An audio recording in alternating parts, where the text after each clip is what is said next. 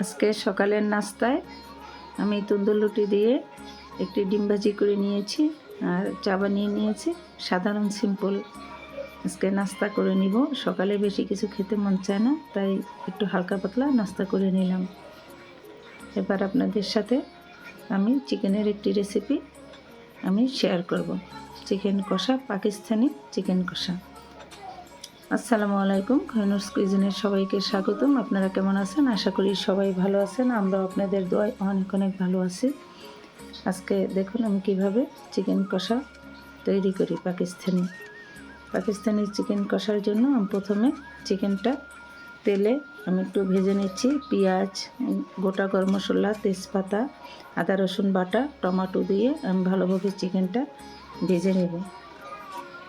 কষিয়ে ভালোভাবে তেলের মধ্যে ভাজা ভাজা করে আমি নিব, যাতে চিকেনটা তেলের মধ্যে ভালোভাবে সিদ্ধ হয়ে যায়।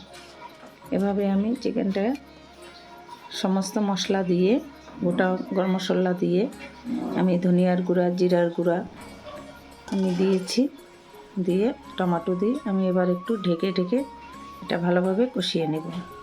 ঢাকনা উঠিয়ে নিলাম।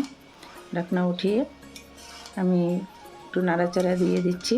পেঁয়াজটা মজে গেছে, সমস্ত মশলা চিকেনের সাথে মিক্স হয়ে গেছে। আমি আদা রসুন বাটা, জিরা বাটা, ধনিয়া জিরার গুঁড়া সমস্ত কিছু দিয়ে আমি ভালোভাবে কষিয়ে নিচ্ছি টমেটো দিয়ে। এবারে তেল উঠে গেছে, ভাজা ভাজা হয়ে গেছে, চিকেনটা সিদ্ধ হয়ে গেছে। আমি এবার হলুদের গুঁড়া দিয়ে দিলাম। এই চিকেন কষার ভিতর অল্প পরিমাণে হলুদ মরিচের গুঁড়া দিতে হবে, তাহলে চিকেনটা খেতে অনেক মজা হয়। কাঁচামরিচ দিয়েছি, আমি মরিচের গুঁড়া দিয়ে দিলাম।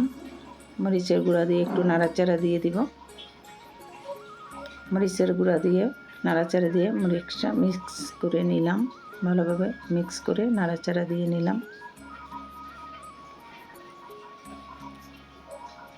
এবার আমি ধনিয়ার গুঁড়া, জিরার গুঁড়া দিয়ে দিলাম। একসাথে মিক্স করা ধনিয়া জিরার গুঁড়া আমি দিয়ে দিলাম।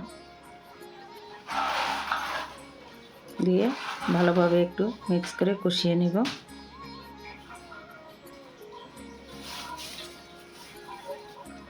এভাবে ভালোভাবে চিকেনটা কষিয়ে নিতে হবে। চিকেনটা কষানোর মধ্যে যাতে সিদ্ধ হয়ে যায়, এভাবে আমি অল্প পরিমাণ পানি দিয়ে দিলাম, যাতে মশলাটা আর চিকেনটা ভালোভাবে মাখা মাখা হয়। আমি একটু গা মাখা ঝোল রাখবো, এই জন্য অল্প একটু পানি দিয়ে দিলাম। পানি দিয়ে নাড়াচাড়া দিয়ে দিলাম ভালোভাবে।